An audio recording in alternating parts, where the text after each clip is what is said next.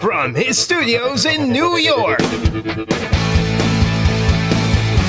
it's time for Wake Up Call with Dan Tortora, where sports meets life.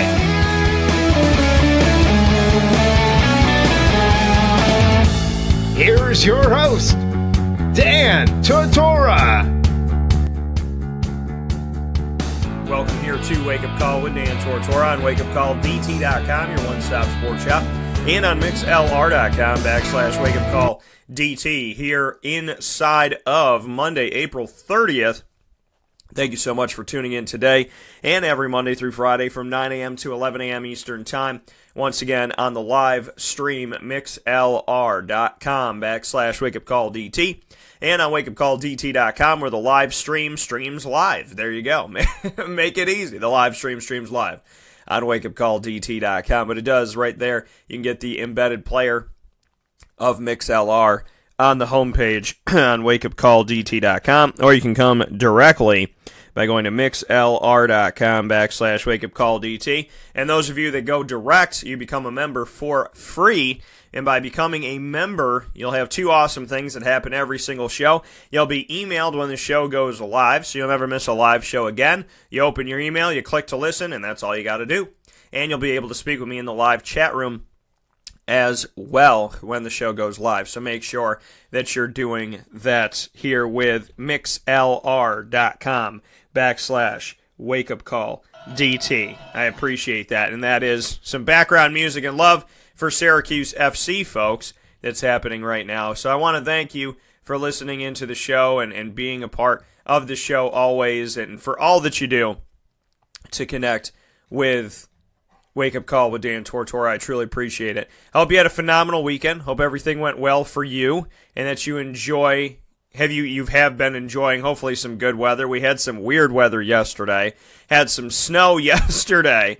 Snow again, folks. It's always snowing. I don't understand. I don't know what to tell you, but it seems to always be snowing when it comes to central New York. And it is April 29th. It snowed. So it's been an interesting road to get to where we are today. The snow has not gone away. I feel like I'm getting ready for March Madness in the Super Bowl more than I'm getting ready for the NFL offseason training camp and so on and so forth. So I just wanted to, tell you all, if you've been dealing with bad weather like we have, know that it's going to go away eventually. And God gave us a beautiful day in Albany that I'm going to talk about in just a moment. But let's hop into the morning menu, and I'll let you know what's coming up today, and we'll go from there.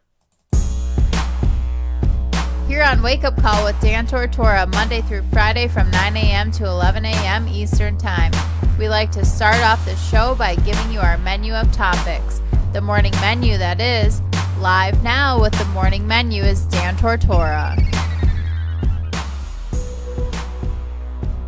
The morning menu of today's show, April 30th, here on Wake Up Call with Dan Tortora. We're going to start things off with speaking on a nice opportunity that I got to do and something I had the opportunity of being a part of. We're going to discuss that in just a little bit here, what I did over the weekend on Saturday and on Sunday that were so special and meant so much to me inside of the community. And then we'll go from there and speak on the NFL draft, my analysis of what went on, what happened, did teams get what they needed inside of the NFL draft, in my opinion, and who stunned me, who is strange to me. So we'll take a look at what happened inside of the NFL draft. We'll go from there with this, and we'll also have at 10 a.m. Eastern Time, we'll have Erv Philips joining me. I got to break the news, and crazy, it went viral, but I got to break the news on what happened with Erv Philips, that he has the opportunity of going and playing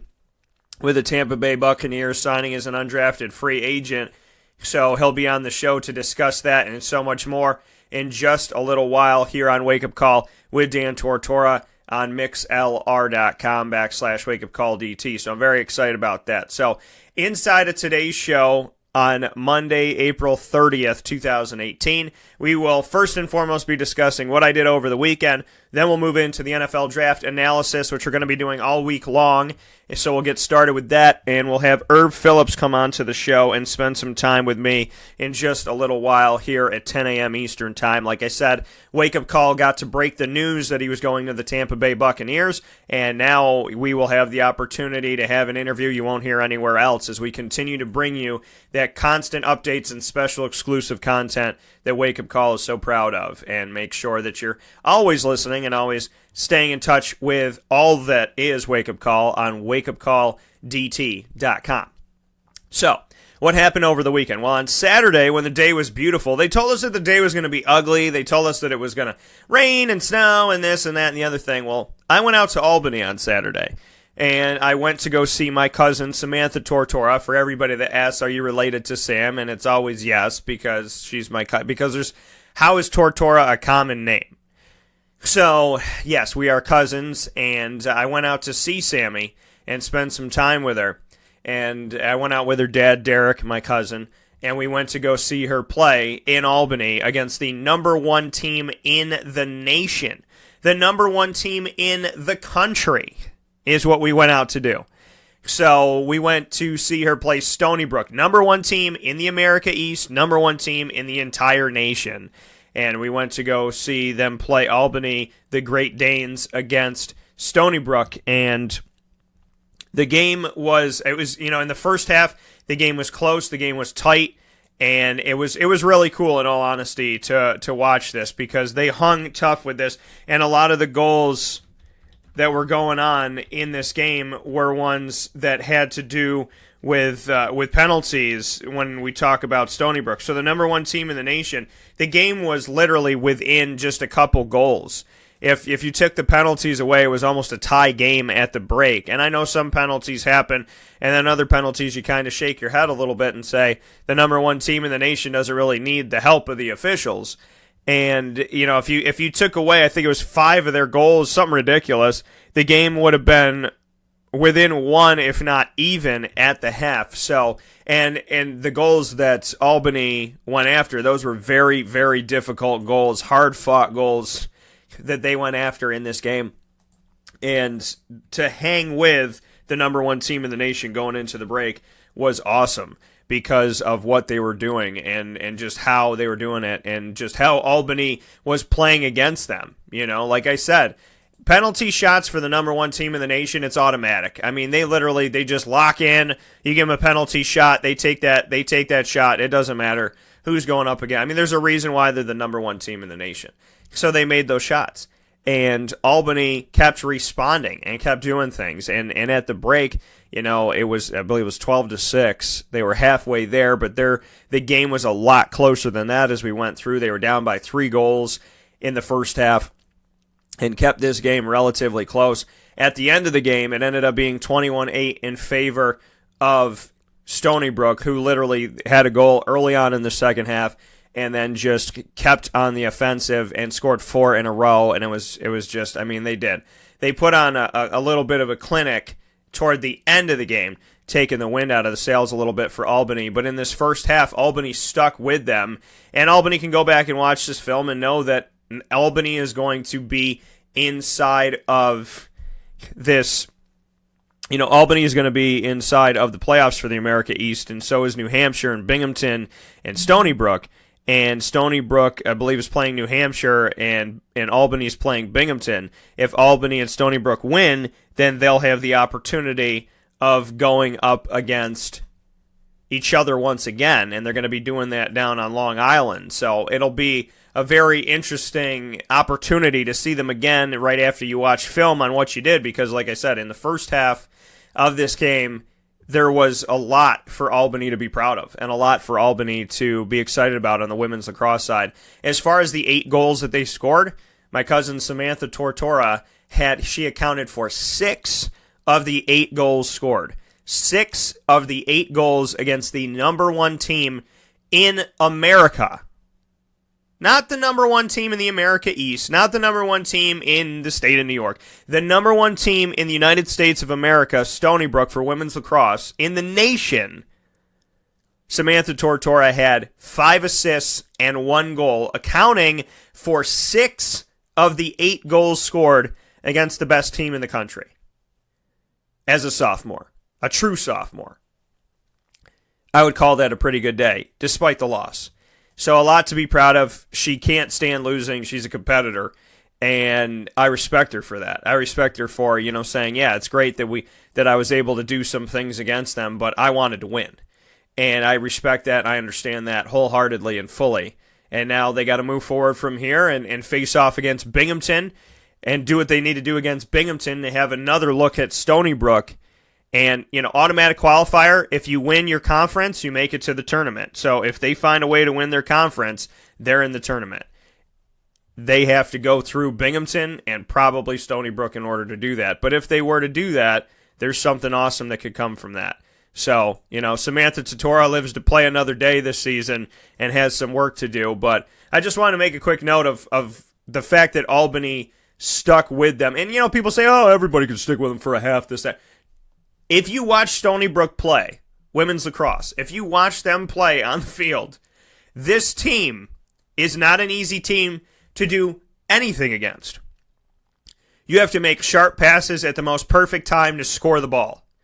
Where they're doing things all over, they're doing behind the back, they're coming around and just swooping the ball in. The plays that they made, the shots that they took were absolutely undeniably amazing, and you give credit where credit is due. So the fact that Albany could hang with them for a half, and then you take away some of those penalties that were kind of like, were they penalties or were they good defense? This game is even closer at halftime, because that's the way you got to look at it. Albany had hard-fought goals. Stony Brook had the majority of their goals penalty shots in the first half, like half of them. So you look at that. Look at what Albany had to do to score their goals, and then look at a penalty shot, which is like taking a free throw. And that, to me, showed where Albany was in that first half. And in the second half, there was adjustments made by Stony Brook. They came out firing on all cylinders. That's where you got to be prepared. So they know what they got to do moving forward. They have an opportunity to make something of themselves moving forward, speaking on Albany. But this is a team that went on a winning streak, pushed themselves into a great position. I mean, I'm going to go to Albany's schedule right now and let you know what was going down this season. They have sophomores and freshmen on the team. That's who they have on this team, sophomores and freshmen, for the Great Danes that my cousin Samantha Tortora plays on. They started off this season against the top 25 ranked Yale and lost that game 12-10. They faced Syracuse, who was ranked 4th and 5th, depending on what poll you were looking at. Or, pardon me, Albany was ranked in the top 25 and played Yale. Pardon me on that one, and they lost 12-10. Then they played up against Syracuse, who was ranked in the top 5. They lost that game 19-12. Then they played Bryant and lost that game. Then they get a loss against Dartmouth. A game gets canceled against Bucknell. They lose against Connecticut. They lose against Penn State. They lose against UC Davis. So they start off the season 0-7. Since then, and they lost to pardon me. So they start off the season 0-7. Then they take on Fresno State, beat them. Hartford, beat them. Binghamton, beat them. Vermont, beat them. UMBC, beat them. UMass Lowell, beat them. Notre Dame, beat them. New Hampshire, beat them. Samantha Tortora and the Albany Great Danes started off their women's lacrosse season 0-7. And then went 8-0.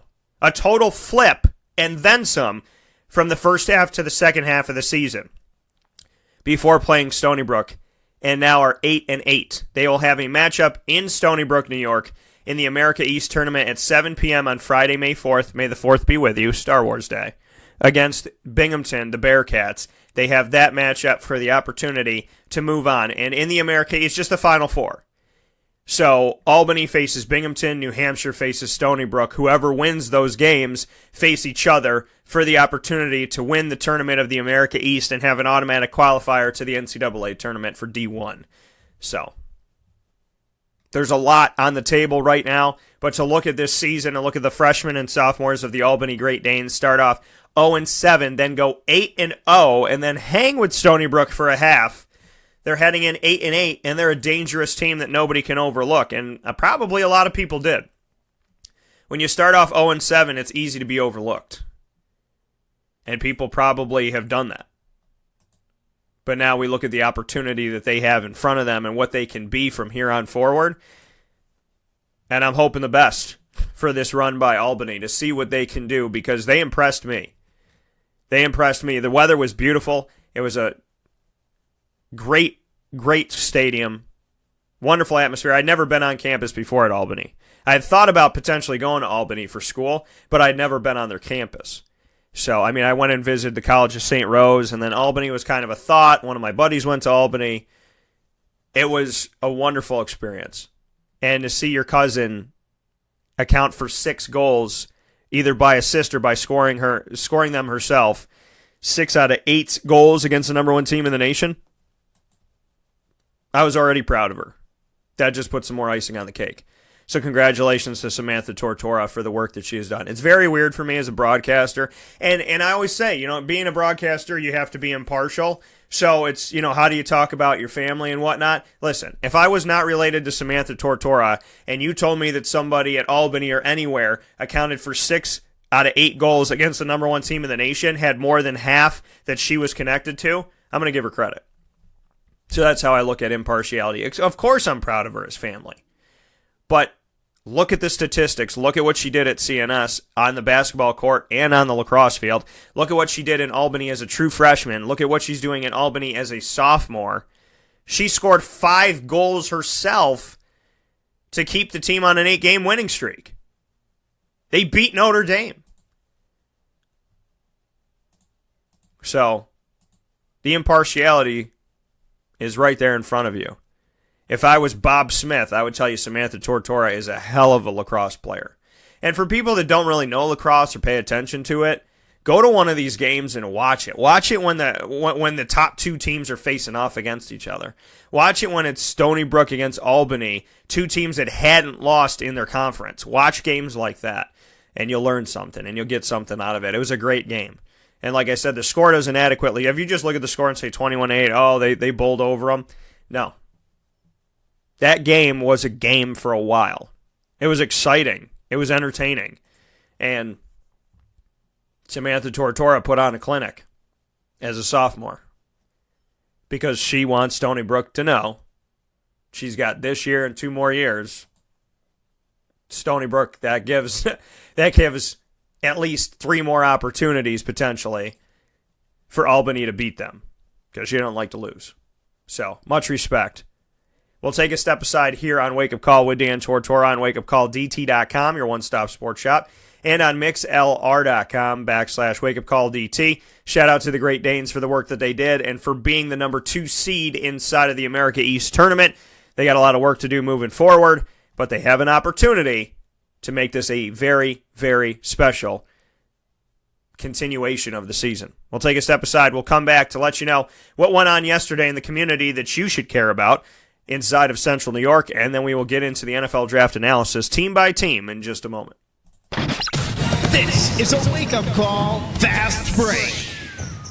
Carvel DeWitt, it's what happy tastes like. Do you know why? Because we make ice cream. Creamy, rich, flavorful ice cream. Not yogurt or ice milk like some of our competitors. Ice cream. Fresh, by hand, daily. For the calorie conscious, we have something new for you. Our new Carvelite. Same great flavor, creaminess, and texture of our regular ice cream with only 35 calories an ounce. So whether you want an ice cream cake, flying saucer, dasher, carvalanche, hard or soft ice cream, we will satisfy your craving with our fresh, handmade regular or new Carvelite ice cream. Carvel DeWitt. It's what happy tastes like.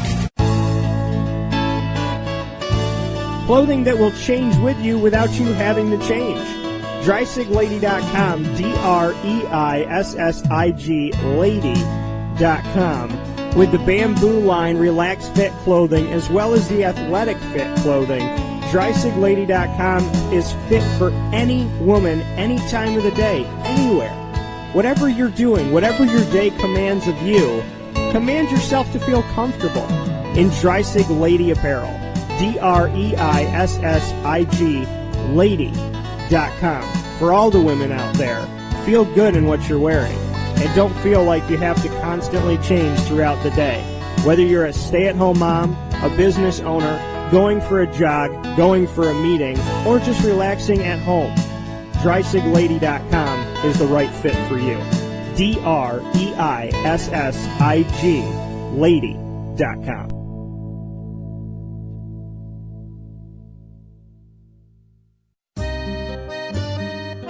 This is Lawrence Papaleo, licensed real estate salesperson for Gilbo Realty. Call our home office at 315-752-9513, or better yet, call or text me directly at 315-748-2524. Let me ask you a question, Lawrence. If I needed you to help me buy a house, find the right place, could you help me do that? Joe, I'll help you find your dream home. You don't ever say my name on the radio, never. If I needed to sell a house, could you help me go about that the right way? Yes, I can. How do they get a hold of you? Call me directly at 315-748-2524. But you also do the commercial property. So if I got a business, couple businesses, got to take one here, move it over there, do this, do that, are you going to help me buy and sell my commercial property also? Yes, sir. I like that. What's my name again? I have no idea. Absolutely, but they need to know your name, so give it one more time. This is Lawrence Papaleo, licensed real estate salesperson for Gilbo Realty. My phone number is 315-748-2524. Why don't you tell them your name one more time and that number so we can jot it down? This is Lawrence Papaleo. Call me or text me directly at 315-748-2524. Welcome back here to Wake Up Call with Dan Tortora on wakeupcalldt.com, your one-stop sports shop, and on mixlr.com/wakeupcalldt. Hope you're all having a great day and enjoying the beginning to your week. Everybody's like, oh, Monday. Why? Monday's another day to be alive. It's another day to go out and live your dreams, be with the people that you love, and spend time making the world a better place. Why would you dislike Monday? It's another day to make another great decision, another step forward, another opportunity for you to be amazing. So say hi to Monday every day and be good to Monday, or say hi to Monday every week, I should say, and be good to Monday. Be good to Monday. Monday didn't do anything to you. Be good to Monday. You know, we do what we're conditioned to do unless we have the will to change that.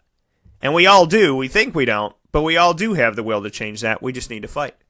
So you have the will to change what Monday means. So change it. Because I love Monday. Monday was an opportunity for me to talk about the success on the field of my cousin against the top team in the nation. To have pride in that and appreciation in that for seeing her play live and what she did and how she did it. It was amazing. Top that off with what I got to do yesterday, which was be part of the second annual Step Up for Kids. Got to MC the event, play some music, got to be a DJ for the day. DJ Scribbles. I wasn't DJ Scribbles, that's not my actual name, I was kidding. I was Dan Tortora yesterday. But I got to do the event, and the event means the world to me.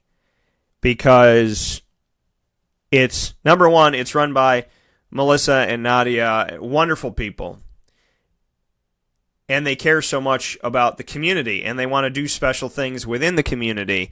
And so that goes such a long way. So, you know, I give them a lot of respect for the work that they have done and how they've done it. And it's a race, you know, it's an opportunity. Melissa Luke Wenham and Nadia Lamana Sai are both running this jointly together, partners in this, and they do a phenomenal job. They do an absolutely amazing job, Melissa and Nadia do, in putting this together. They couple it with McMahon Ryan Child Advocacy Center and BACA, Bikers Against Child Abuse. And Geico was out there. They did an amazing event. It's, you know, there's a kids race and there's an adult race, and they give away prizes and whatnot for this race, but ultimately it is to raise awareness and bring everybody together in the community to stand against child abuse.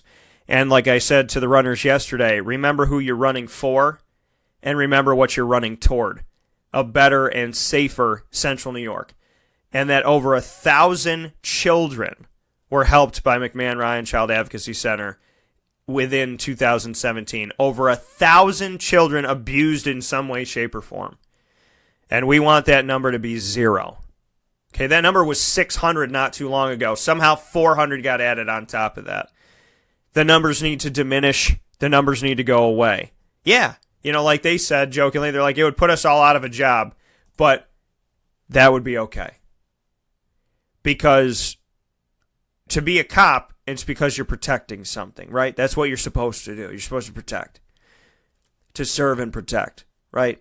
But if there weren't bad people out there doing bad things, you wouldn't have to.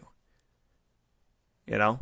The lawyers wouldn't have to go to court if there weren't people breaking the law. And people wouldn't have to hear the stories of children and their families if people weren't abusing them. So our place, our home can get better. Think about that. Over 1,000 children abused in 2017 right here on our stomping grounds. Right here in central New York, where you live, around your corner, down your street, in your neighborhood. Potentially, they were affected. So Nadia and Melissa, an amazing message would stand up, or it would step up for kids.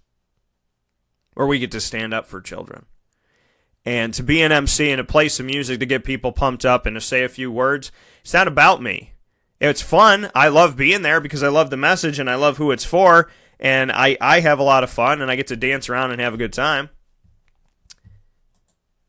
But the message of what they're doing is what's amazing. So it's not about me. It's not about Wake Up Call. I didn't hang any signs or anything there because it's not about that. It's about helping the kids. And I want to thank Baca for being out there, Bikers Against Child Abuse. I want to thank Geico for being out there. I want to thank Outback Steakhouse, everybody that was out there. These aren't my partners. I don't work with them. But the thing is, they came out and they did this. And I could work with them in the future. Who knows? But to see that they're doing these things in the community and helping out and all the volunteers that they had is amazing, and it's special, and it's something great. So I want to thank Nadia and Melissa here on the show here on Wake Up Call with Dan Tortora, because playing a little bit of music and getting to hang out with the community for an event like this means the world to me. So I just wanted to say thank you, and that if you ever need me again, I'm here. So I appreciate it greatly. And I got to end, I get to pick the playlist. So obviously we play clean songs, so we play songs that people know. And at the end, I played one final song, and it was by Callaway. And the song by Callaway was I Want to Be Rich. And the reason why I played it is because it has a special message. But the reason why I played it, even more so than that, is because it was my grandfather's favorite song, my Grandpa Cavino. So I played the song for you, Pop. And you know that, because you were there with me when I did it, and in spirit. And it just meant the world that was a song that I got to play out to. I Want to Be Rich. And I had one of the guys from Baca dancing, which that made my day, because I was like, wow, somebody else knows this song. But it's a special message. He keeps saying, I want to be rich. I want a pie in the sky. I want to be rich. And then there's a hook. There's a twist. It's like a movie. There's a big twist, because you keep thinking, okay, he wants to be rich. He wants jewelry. He wants gold. He wants money. No. The pie in the sky, heaven. I want to be rich, the lyrics, comma, full of love, peace, and happiness. So think about what you're trying to be rich in. Think about what matters. I want to be rich, full of love, peace, and happiness. That's what it's all about. So thank you to Melissa, thank you to Nadia, thank you to Step Up for Kids for being awesome. I appreciate it very much so. And like I said, you need me, you got me. I hope that I get to be there. God bless y'all. And I appreciate it very much for everything that we got to do, to play some music and have some fun. To see the community come out when it's 36 degrees outside and snow raining. Snaining. Okay? Give it an angry word because it's mean. Snaining. That's what it was doing. But we had a great time. I couldn't be happier to be out there. You know, people, oh, Danny, it was so cold outside. Who cares? Who cares if it was cold outside? Who cares? We're there to have fun, right? We're there to support the kids. Rain or shine. Volcano, tornado, whatever. We're out there. That's what we do. Because God provides. And something tells me if there was a tornado during an event to help children, that's what he would either put us all in the eye of it where it's safe, or he'd make it blow away. Because that's what God does. You don't believe it? Look back at your life at a time where you thought something was impossible and it worked out. We've all had those moments. We have all, each of us, had a moment where we said, there's no way in heck we're going to get out of this thing. And we did. Figure out how you did. Tell me that there wasn't a little divine intervention. A little bit of God and a little bit of love. He's there. You just got to look. Simple as that. Or she's there, however you want to. I don't believe God's a he or a she, but people, you say he because that's what you grow up hearing in church and whatnot. But God is there. And he's not going away. And if I could tell you anything about God, it's that you see him when you help at events like this. When you see these kids, you see him 100%. 100%. So thank you to everybody that came out and helped the community. And helped out Nadia's message and Melissa's message. Because it went such a long way. So thank you to each and every single one of you for what you've done. It was amazing. It was a great event as always, and I had fun as always, and I look forward to it as always again. So thank you. With that being said, let's move forward here on Wake Up Call with Dan Tortora and wakeupcalldt.com, your one-stop sports shop, and on mixlr.com/wakeupcalldt. The NFL draft may be over, but the conversation surely is just getting started. So, with that being said, let's look at what each team did. We're going to be discussing, analyzing, dissecting, digesting the NFL draft throughout this entire week, and we're going to start that today. So, looking team by team at what I think these teams did compared to what they need, the Arizona Cardinals drafted Josh Rosen. Josh Rosen made the comment that the Arizona Cardinals, after drafting him at number 10, that there were 9 teams that had made mistakes before him. There were 9 mistakes before him. Big words. 9 mistakes. If you got drafted before Josh Rosen, you were a mistake. If you were a child in the family of Josh Rosen and your mom had 10 kids, 9 of them were mistakes. But he was on purpose. That's essentially what's going down here. This is what he said. There were 9 mistakes before me. 9. Then he changed his mind a little bit and he said, well, there wasn't 9 mistakes before me. Technically, there wasn't 9 mistakes before me. There was just 3 mistakes before me. Because Josh Allen was selected number 7th overall above Rosen and going to the Bills when they traded to get there with the Titans. And then the Browns picked Baker Mayfield out of Oklahoma, number 1 overall. And then the Jets, number 3 overall, picked Sam Darnold out of USC.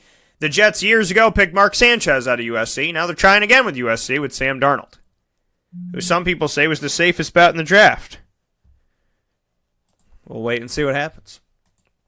So, Josh Rosen going to the Arizona Cardinals saying, it was a mistake. 9 mistakes before me. No, scratch that. 3 mistakes before me. Every quarterback that was taken before me, that ain't right. Why? Because I'm the best. Well, I appreciate the confidence. I don't think that Sam Darnold, Josh Allen, or Baker Mayfield appreciate the disrespect, but there's 2 sides to that coin. There's the, wow, that's ballsy to say. That's some confidence. And then there's, wow, it's kind of a jerk thing to say to the other guys that got drafted, who, it's not their fault they got drafted above you. Somebody thought they were better. That was it. Go out and perform. You know what? The only thing that matters is show them. Show them. If you're the best, okay. If you're the best, and go out and do your best. You hoist that Super Bowl trophy, okay. There we are. You're the best. Best in the country. Nobody can take that away. People hate Eli Manning. What have you done for me lately? He's got 2 Super Bowl rings. Shut your mouth. Shut your mouth. He has 2 Super Bowl rings. What do you have? None, probably. So shut your mouth. Eli Manning is not potentially what he used to be. He also last year played without any wide receivers, no running game, and no offensive line. So if you're a quarterback playing a game by yourself that's supposed to have 11 people on the field, not 1 against 11, it's not that easy. It's not that easy to be an NFL quarterback. It's not that easy to be an NFL quarterback with no protection, no running back help, and a bunch of wide receivers that are not playing. It's not healthy. See, nobody gave Jacksonville any, they didn't give them a Snickers and say, go sit in the corner, it's okay, you guys don't have a line, we understand. Nobody understood. They said Jacksonville sucked. And that's what people are saying about the Giants now. Giants suck. They're awful. Oh my God, they're terrible. How would you play if you had nothing? How would you play if you're Eli Manning and you had nothing? The protection thing, that's the issue. The protection is the issue. I'm concerned about Saquon Barkley because, yeah, arguably he's the best player in the draft. But who in the F is going to block for him? You pick up a guy here and there in the draft, but where are your veterans? Who's going to make this happen? Who's going to shore up this line? This may take a couple drafts to get the right pieces in there to block for Saquon Barkley. They get an offensive guard, Will Hernandez, in the second round, second overall from UTEP. Second overall in the second round, so technically the 34th pick overall. That's what I meant. They picked up another quarterback, Kyle Lauletta. The Giants did. So they have Kyle Lauletta, Eli Manning, who's maybe 2 more seasons, and they have Davis Webb, who they drafted last year. So they only got one offensive lineman. One. That's it. One offensive lineman. And if you look at the Giants' depth chart and what they have right now, outside of drafting that one offensive lineman, the Giants trying to make moves and trying to bring some guys in here and trying to make some things happen. Will Hernandez fell a little bit, but they got him. And then the rest on the offensive line, we take a look at it. They got Nate Solder from the New England Patriots, who is now going to be their starting left tackle. That's some good news. They got Patrick Omameh, who was supposed to be re-signed by the Jaguars, but then he was let go. He was a starter for the Jags. They needed some more help there. He was a guy that I thought that they were looking to potentially replace, and they are, because he's not on the team anymore. So Patrick Omameh is now moving on to the Giants. They still have Eric Flowers at right tackle. That's been an issue. They drafted him in the first round, 9th overall. They have Brett Jones under center, who is a free agent from the CFL back in 2015. And they have a free agent out of Miami, John Jerry, who was there. So we're looking at John Jerry potentially being replaced by Will Hernandez. So you're looking at Nate Solder, Will Hernandez, Brett Jones in the center right now, Patrick Omameh as their right guard, and Eric Flowers still as starting tackle for the team. To see what they can do. Like I said, it'll this is going to lean on Nate Solder. That's a big part, the blind spot for the quarterback, covering their blind side. So that's a big addition potentially. Patrick Omameh, that he did okay with Jacksonville, but they obviously wanted to do something else. So he's moved forward. You bring in Will Hernandez.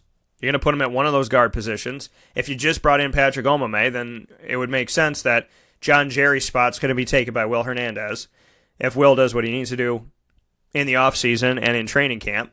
So some potential good moves for the Giants, but like I said, this may still take a little bit of time. This may still take a few drafts to figure out.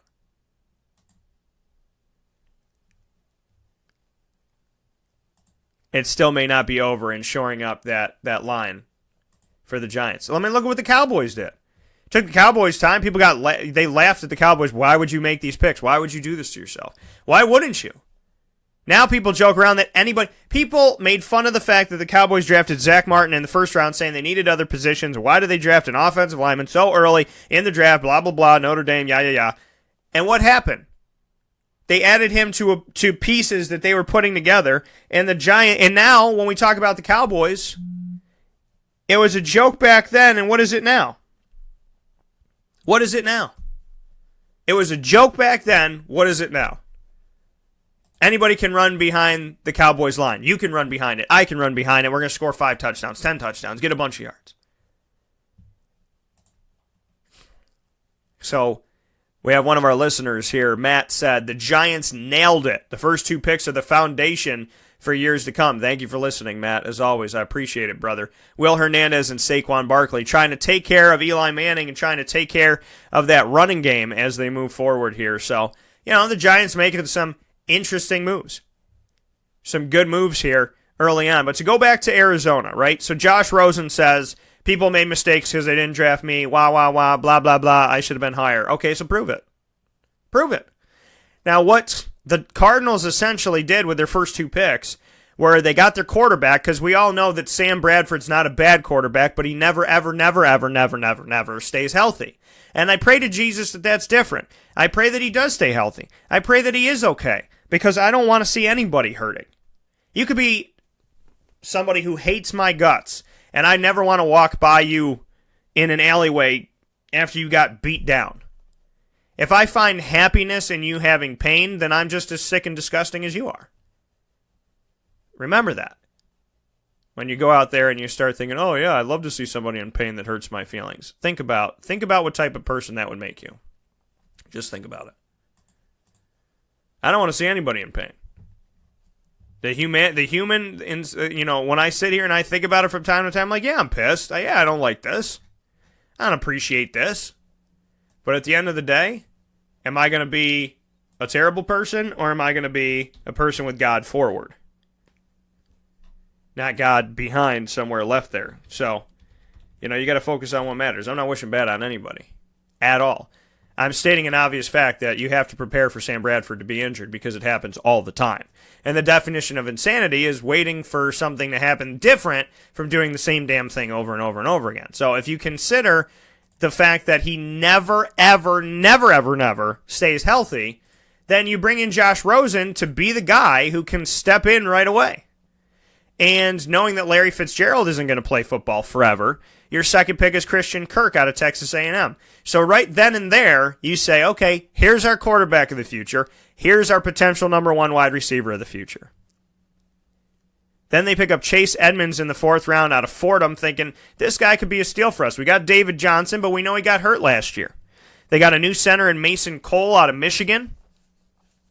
They are looking to change this offense as far as personnel, because they know that their guys are going away. Bruce Arians retired as a head coach. Carson Palmer retired after numerous seasons of injuries toward the end of his career as the starting quarterback. Larry Fitzgerald is not going to play forever and ever and ever, even though I want him to, and probably you do, because he seems like a very respectful, hardworking young man who continues to do his job. And no matter what changes have gone on, he stayed dedicated to Arizona and the people of that team.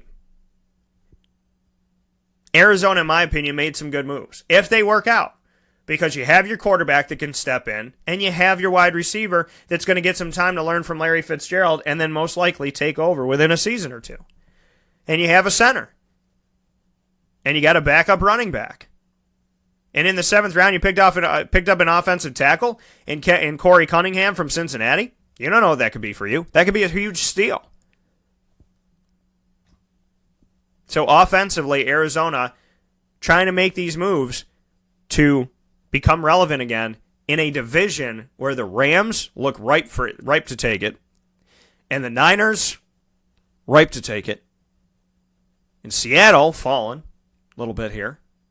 This could be one of the most difficult and most exciting head-to-head divisions in the entire nation this season or within the next couple seasons, the NFC West.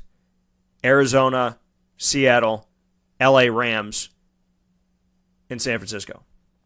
Moving on to Atlanta, take a look at what the Atlanta team did. Not surprised. I didn't have them picking this, but I'm not surprised that they did. So I thought that they would go different, but in my head, you think they love their wide receivers. They love to get their guys. Right? They love their wide receivers. They love to pick them up when they can pick them up. And they picked them up. And they pulled them in.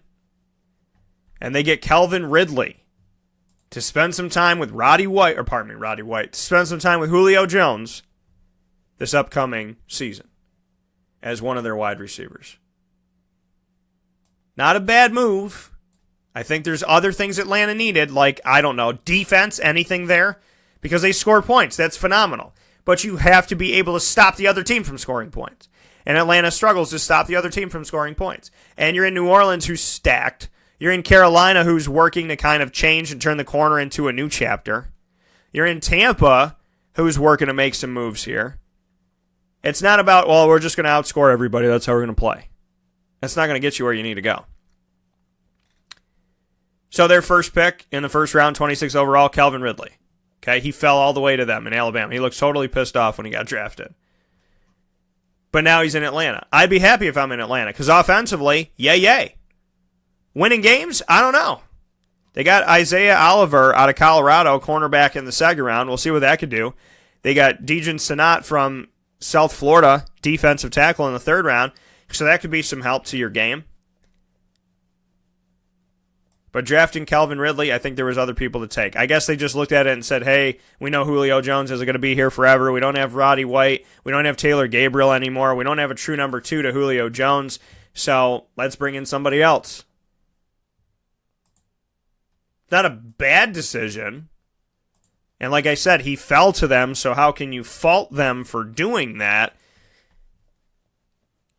But, it's like, but,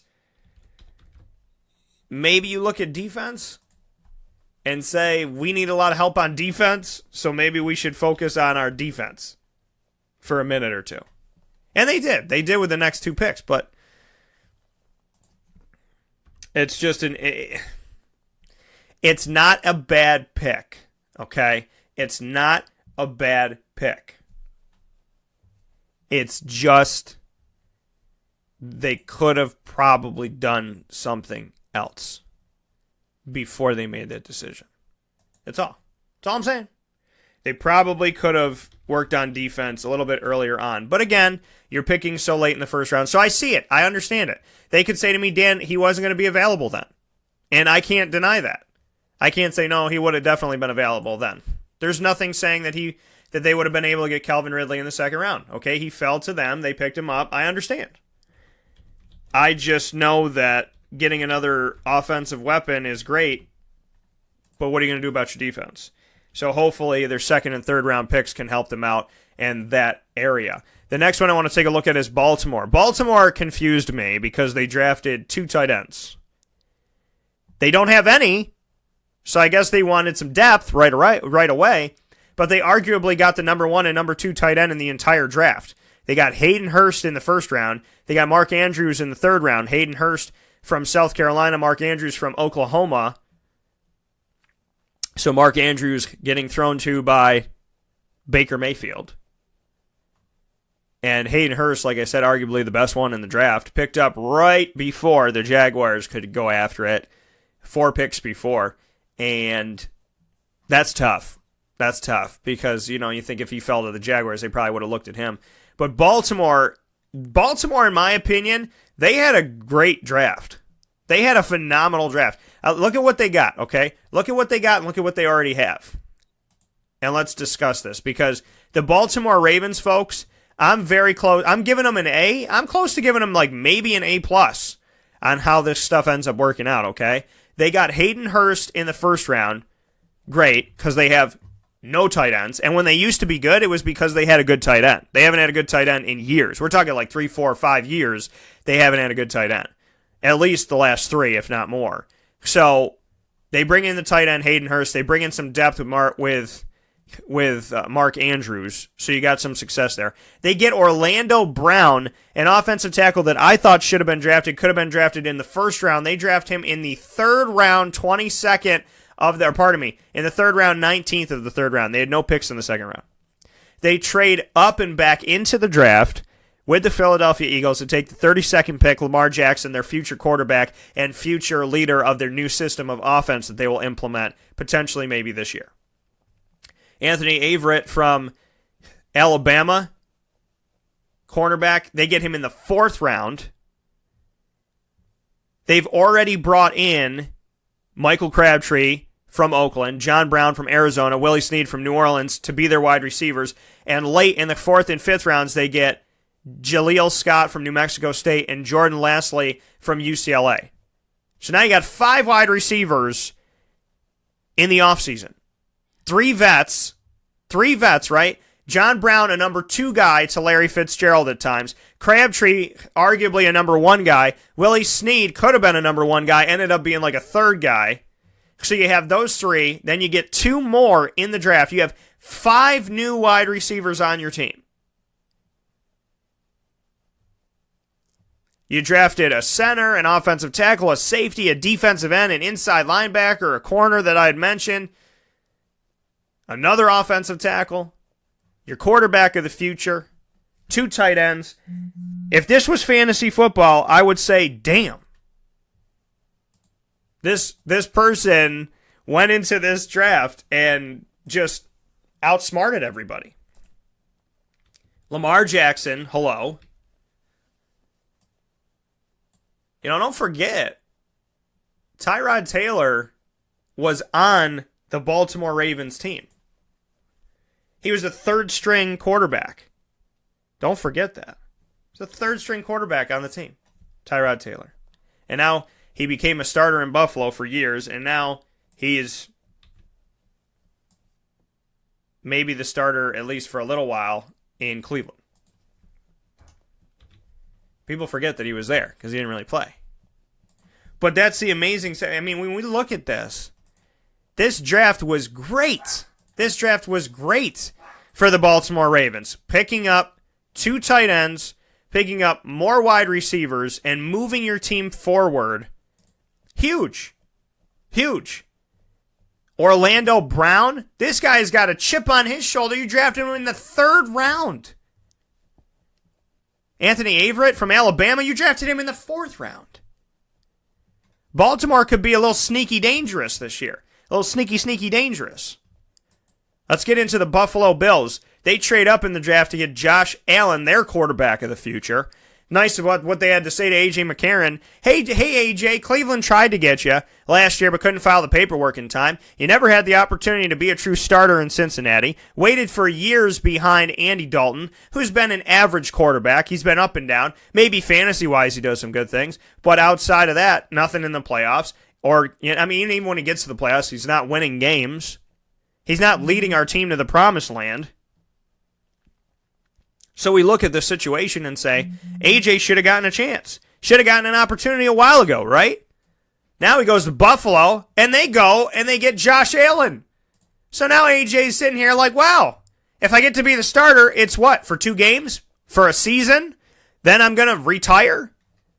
I really hope that A.J. McCarron goes and does amazing work, and I hope that people respect the hell out of him, and I hope that he gets a job somewhere. And if Buffalo lets him go, I hope that somebody signs him and gives him an opportunity and lets him be a starting quarterback, because you can't say that he can't be a starting quarterback unless you let him be a damn starting quarterback and see what he could do. But drafted Josh Allen that high, people are going to hope for the heir apparent. They're going to hope for that. But Josh Allen also has some explaining to do. And I don't want to get into it and get heavy in this, all that, whatever. But when you make racist comments at any point in your life, you're a racist. Okay? You're a racist, and that's it. If you say, oh, I only said those horrible things about Mexicans when I was 12. That doesn't make them any less horrible. And you're joking around this and joking around that, but you have to think about the words that come out of your mouth. Because the words that come out of your mouth can affect you for the rest of your life. And we all make mistakes. We all do stupid things. We all call people names. We're all not always nice. But it's about learning, and it's about growing, and it's about advancing, and it's about moving forward. Are you moving forward, or are you moving backward? That's where we come in. That's where we come in. Are you moving forward, or are you moving backward? And hopefully Josh Allen is moving forward, but he's going to have to answer to that. He's going to have to answer to that. And if I'm on his team and I'm any other color but white, I'm going to ask him, because I want to know. Are you going to respect me? Are you going to respect our teammates? Are you going to be here for, where are you at? Or are you going to go to a concert at some point during the season and somebody's going to have a video camera out and you're not going to know that it's on Facebook Live and you're going to say these horrible things? So, his character's in question, and, it's a great position to be in when you're the team's starting quarterback potentially and their leader, and your character comes into question. That's the one thing you can't have come into question when you're the starting quarterback, okay? Of all positions to be in, the starting quarterback, not the position you want to be in when you're in a situation such as this, okay? Where you need people to trust you and believe in you from day 0, you already have explaining to do. So you better get in the locker room and you better start explaining yourself. Because you know what? If it was flipped the other way around and it was said about white people, then I would want Josh Allen to ask those questions too and say, listen, we're not just going to bowl over this and say, who cares? You need to know who's leading you. If you're on a ship in the middle of the ocean, you need to know if that person is a good leader and if they could steer that ship. You don't just get on the ship and say, well, let's hope for the best. I'm going to go with this stranger and hope that he knows what the hell he's doing, because I don't. So, the character of your quarterback, you got to make sure that that's where it needs to be. We'll take a step aside here on Wake Up Call with Dan Tortora. We're coming back in just a moment with Erv Philips right here on mixlr.com/wakeupcalldt. And very excited to have Erv, who signed as an undrafted free agent to the Tampa Bay Buccaneers. We'll be back in a moment with Erv Philips. This is a wake-up call fast break.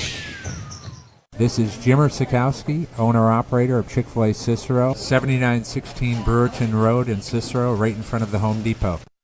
I had a deep feeling that God wanted me to do something bigger with my life and to help people, help others. He kept putting Chick-fil-A in my life, and I realized as I was going through the franchise selection process that positively impacting the lives of others was really core to what we do here at Chick-fil-A.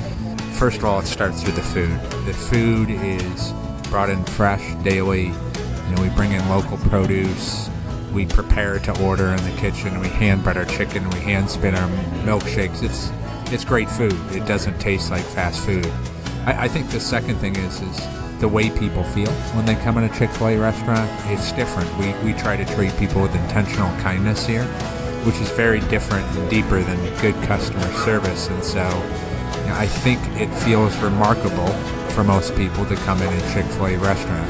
And then lastly, the impact that we try to have in the community is very different.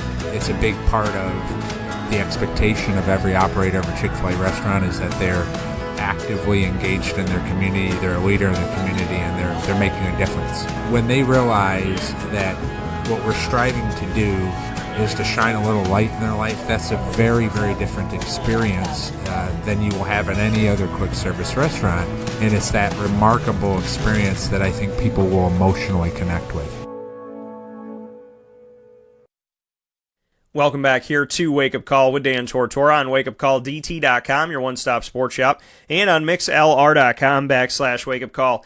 It is that point of the show, the start of the second hour, and the start of something amazing for the man they call Erv Philips. An opportunity as an undrafted free agent to head to the Tampa Bay Buccaneers. And here's some irony for you. Syracuse goes up against FSU every season inside the Atlantic Division of the ACC. Former Florida State starting quarterback, Jameis Winston, the starting quarterback of the Bucs. So Erv has an opportunity to catch some passes potentially from Jameis Winston here as he heads off on May 10th to the Tampa Bay Buccaneers and starts working out with the team, looking for an opportunity, signed as an undrafted free agent with the Bucs, and now has an opportunity to show what he could do and prove himself in those practices in a hopeful opportunity to move forward and stay on this 53-man roster for the Tampa Bay Buccaneers and continue to live his dreams of playing professional football. So with that amazing opportunity, and notice to everybody out there that's a fan of Erv,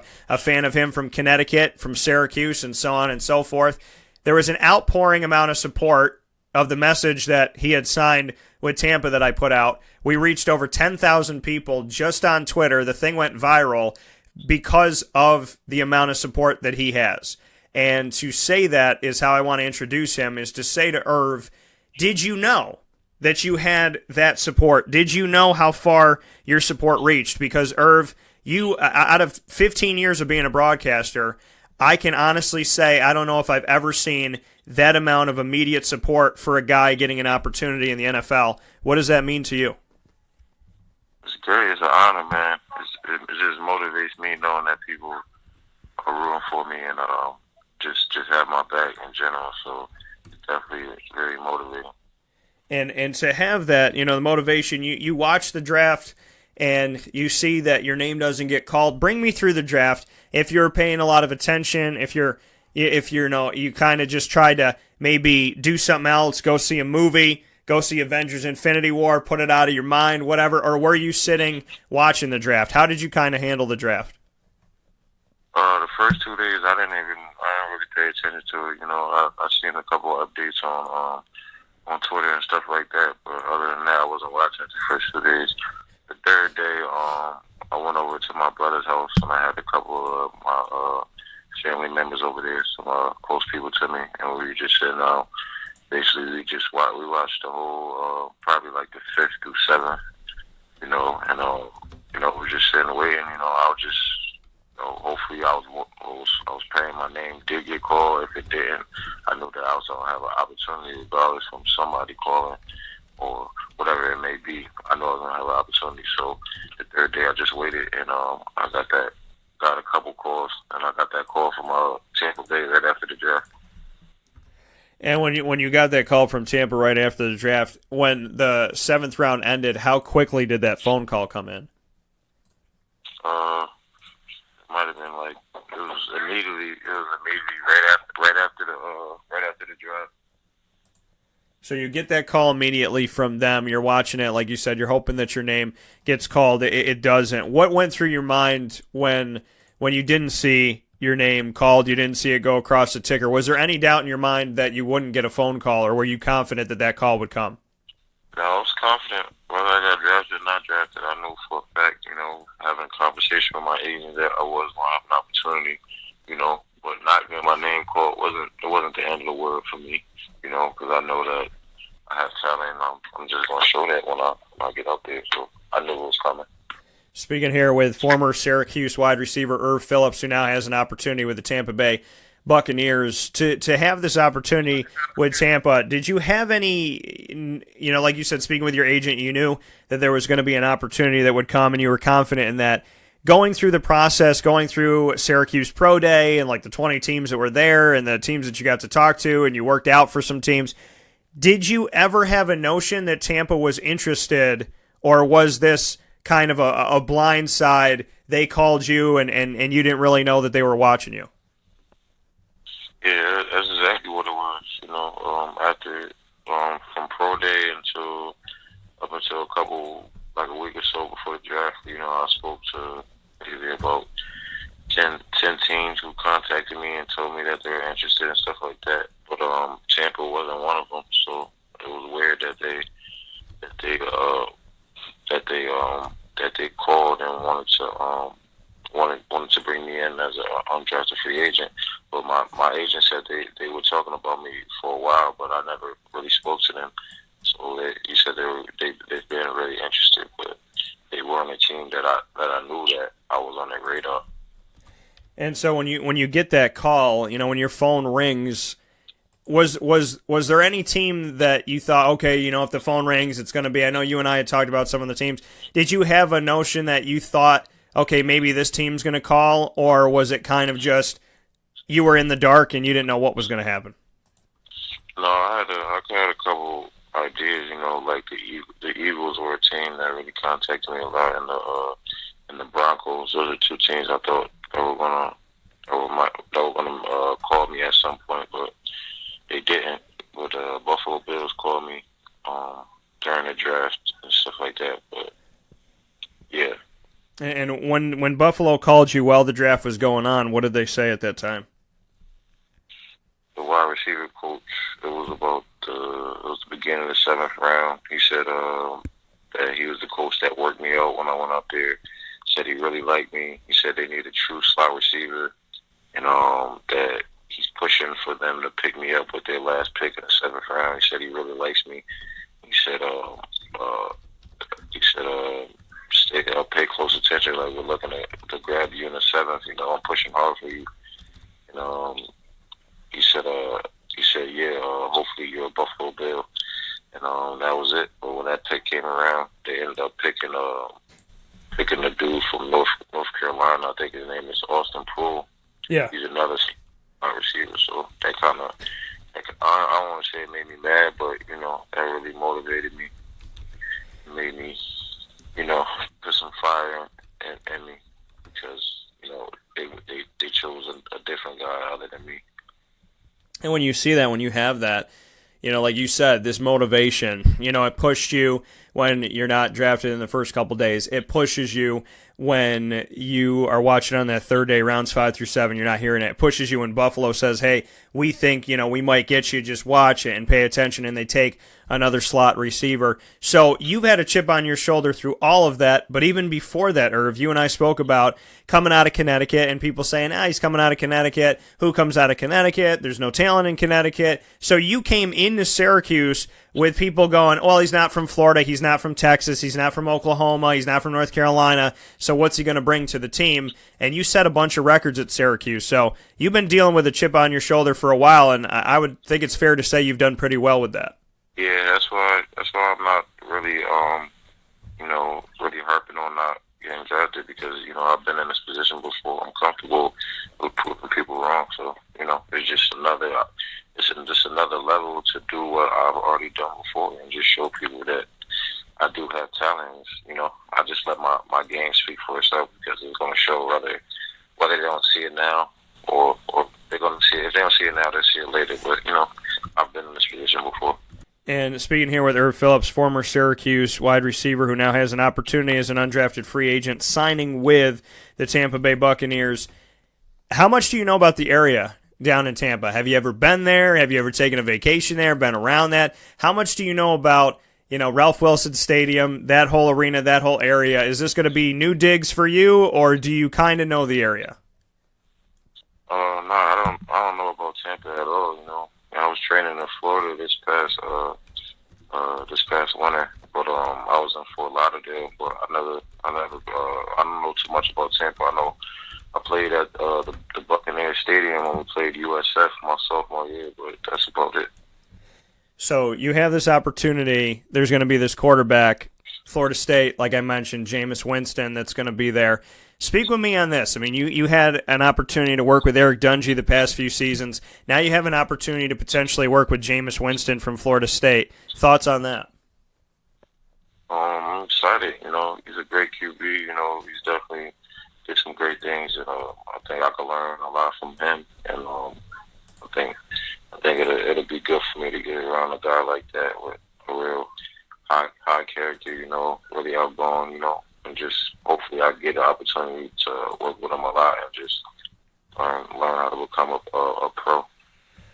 And to see this, it's kind of funny how the ACC works, that I feel like every single draft, there's guys that are molded together on the same team. They used to have to be adversaries and had to go up against each other and whatnot, or maybe just missed each other in college but are in the same division or same conference.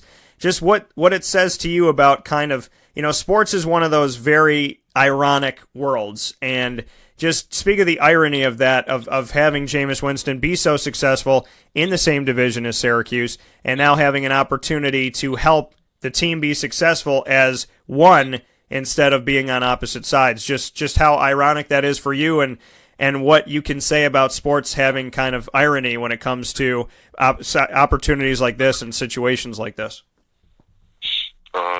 It's funny, man. It's funny. It's just funny how that works out sometimes, But I think, it just goes to show you how much talent there is in the ACC, and there's a lot of guys that are very successful doing a lot of great things in the ACC. So you're bound to at some point, be on the same team or run into somebody that was in your conference that you once played against or played with or something like that. So it's just funny sometimes.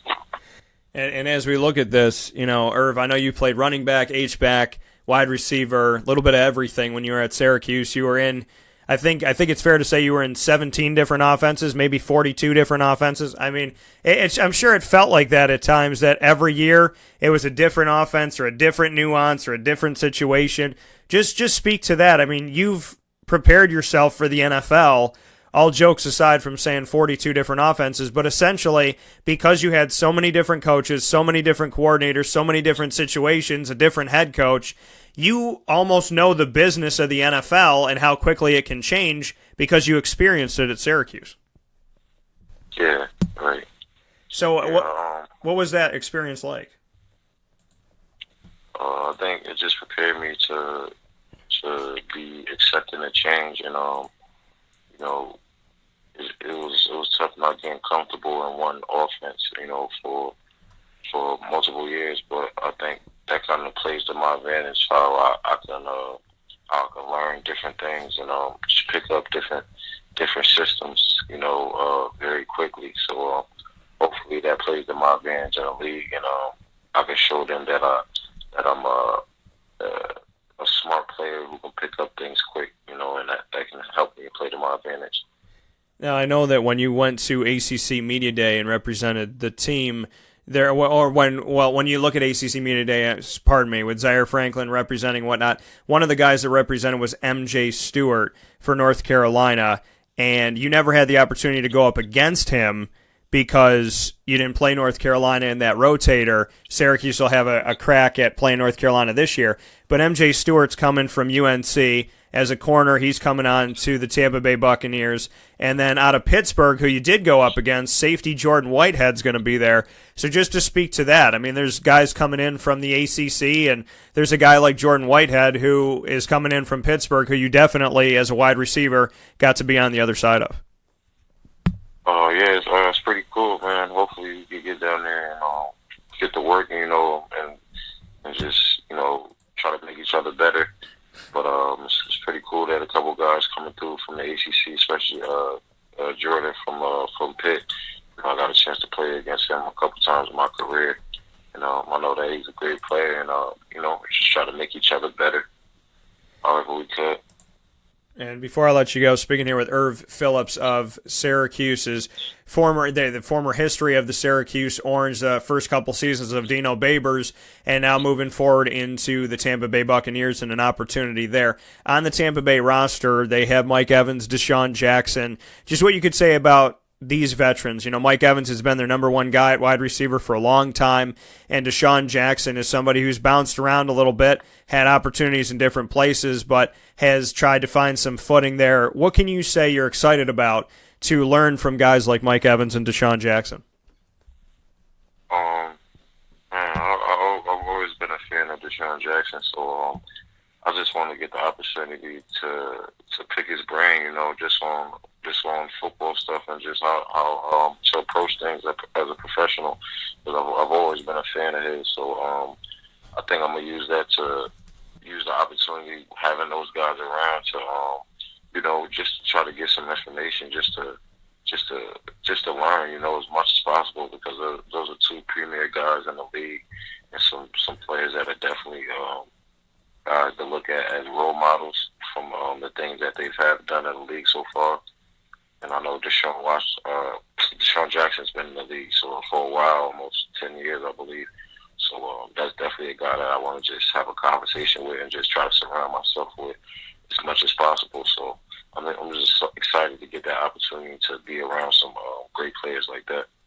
And how crazy is that experience? Like you said, when you see Deshaun Jackson and you're a fan of Deshaun Jackson, and now you're going to be on the same field as Deshaun Jackson. I know you haven't experienced being on the field yet with him, but just moments like that you were a little kid growing up, you're watching guys like Deshaun, and now you're going to be on the same field as Deshaun fighting for a job. Just what that's done. What when you sit back and think about it, what that does in your life, to know that you were a fan, you're a little kid, and now here you are, a young man that's looking for an opportunity and potentially going to be on the field lining up with a guy that you looked up to in the past. Really, it's just a blessing, honestly, to look back at how far I've came and look at where I'm at right now. So honestly, it just makes me want to go even harder and just strive for more, because I know how far I've came. I just want so much more. So just going to continue to keep pushing, and just keep my faith and just work as hard as possible to make the things that I want come true. So it's a blessing to be at this point in my career, because I know a lot of people, wish they were at this point. But even though I'm at this point, there's a lot more that I want and a lot more things that I want to accomplish. So I have a lot of football left in me, and I'm just going to continue to work hard and just go from there. What is a team getting by getting Erv Philips? What about you? You said there's so much more football in me. What does a team get when they get you? Bring me into that. If I'm a GM and I'm looking and I'm trying to make those roster cuts, why do I want Erv Philips on my team? special team standpoint, and also I can be a reliable player from the slot. You know, I think a lot of times the more you can do, the more valuable you are. And I feel like I can bring some depth into the wide receiver room and the slot. You know, being a reliable player, whether it be first down catches that we need, and during the game, whatever it may be. But you know, I think I can bring a lot of versatility to the offense, being a gadget guy or in the slot or being in the return game as well. So I think there's a lot of places that you can put me because I have a lot of experience coming from college, and also I'm a film room junkie, so I can really learn a lot, and I believe I don't make so many mistakes. So there's a lot of things like that are good with my game that I can bring to an organization to make a team better. So there's a lot.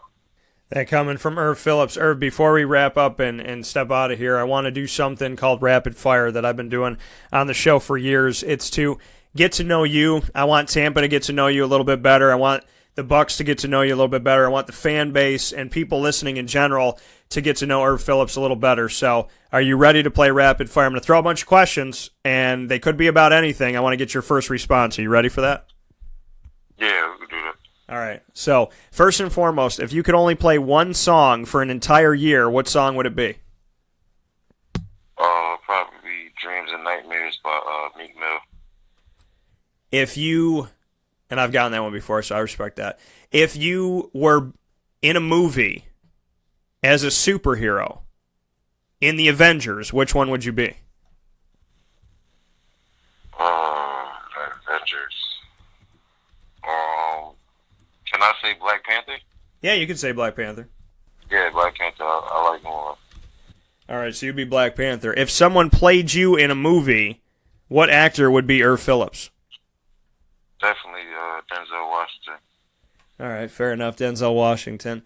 This is a three-part question. You can go anywhere in the world. Where do you go? You could take one person that you know, and you could take one celebrity. Where do you go? What celebrity do you take? And what person do you know that you take? If I go anywhere in the world, I feel like Dubai is a pretty cool place. Somewhere that I definitely would want to go at some point. Who I would take? I probably would take one of my best friends. His name's Dwayne. We're always together, so that's definitely somebody I would take because anytime we're out together, it's always a good time. Okay. And a celebrity. I think it could be anybody. Could be anybody. I would say Jay-Z because I feel like he's very influential, and he's I don't know, just being around him I feel like it'd be a good experience. All right, so Jay-Z, you take your friend Dwayne, and you go to Dubai. Fair enough. If I told you right now that you could do anything on your bucket list, what are the top 3 things that you would do?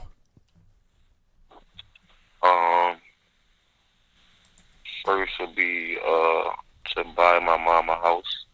Because that's one thing I always wanted to do. I don't know if that's really like a bucket list option, but that's something that I want to do at some point in my life, or I've always dreamed of doing. Okay. Definitely skydiving. Okay. Skydiving would be insane. One more. That's on my bucket list. Man, I'm trying to think. There's a lot, man. I always wanted to. I like traveling, so if I feel like one thing I always wanted to do is try to visit every state at least once. Try to see and travel to each and every state. Because I had never been even on the West Coast before, so I think one thing I want to do is travel to every state. Okay. Fair enough, and I haven't been on the West Coast either. The farthest I've been is Omaha, Nebraska, and Houston, Texas. Oh, really? So, yeah. Well, yeah, the NCAA tournament sent me to, I was in Des Moines, I was in Omaha, I was in Houston, so that's how I get to see that. But being in the NFL, Erv, they could help make that happen because, you're on an NFL team, you're bouncing around all over the place when you got to play teams week to week, so you can knock out some of that list. I'm sure that you could do that this year. All right, definitely. So let me see what else I got for you, Erv. What is your favorite nickname that you've ever gotten in your life?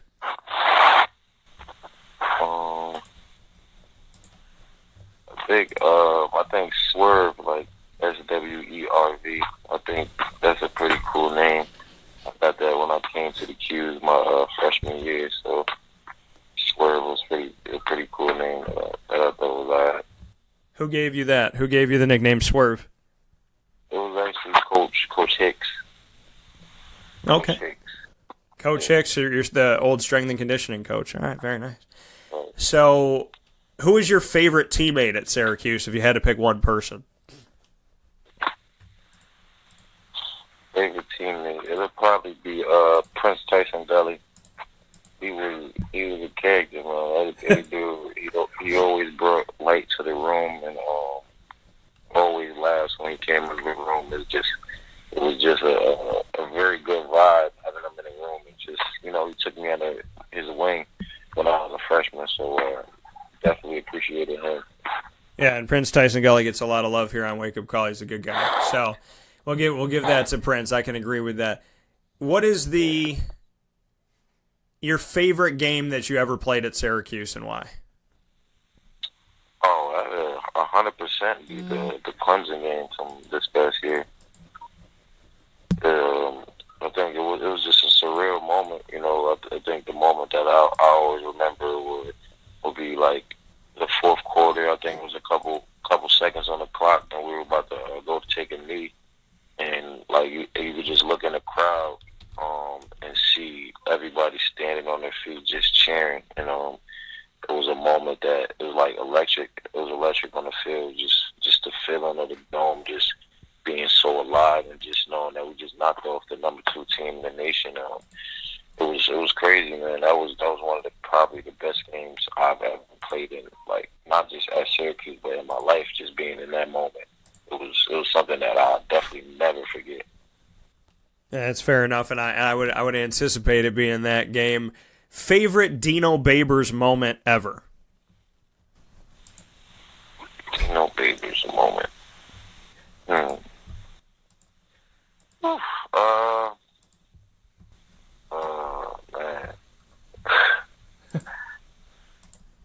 That's a tough one.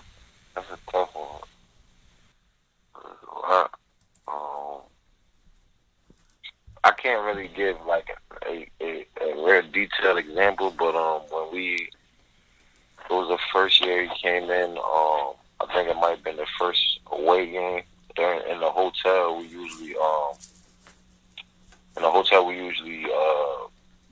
have a team meeting, and basically he'll tell a story, and he'll tell a story about anything, whether it be about his life or football in general. So one time he told us a story that was really personal, and for me, I think it was a good experience to really find out the type of person he is and why he is, how he is, and what got him into coaching. I can't really give too much details on the story because it was very personal, but I think that first year when he came in and we had our first away game, and he kind of let the team know the type of person he is and the experiences he went through all his life, and that made him who he is today. So that was a good moment for me. And I know that it was a personal story for Dino, so I'm going to respect that, obviously, as I always do. But I will ask you, what type of person do you think that Dino is? After hearing that story and having him be your coach the last couple of years, how would you describe him as a person? I think he's really hard-nosed and tough. I think coming up from his background, with his dad being in the military and how he raised him, I think he's very hard nosed, tough, and he expects the best out of his players, and I think he's gonna push you to get that out of you, and everything is very critiqued, and one you to be the best you could be. So I think everything is his persona is based off that real hard nosed military kind of vibe. That coming from Erv Philips. Erv, a couple more here as we wrap up to get to know you a little bit better. What would you say are your 3 best qualities as a person, not as a football player, as a person? What are your 3 best qualities? I think my personality is very understanding, and I think when you talk to me, I can make people feel comfortable talking to me. So I feel like I'm an easy person to talk to. I think I'm definitely, when I'm comfortable around somebody, I definitely have a real funny personality. That's what people tell me a lot. Like, I can make people laugh very easy. And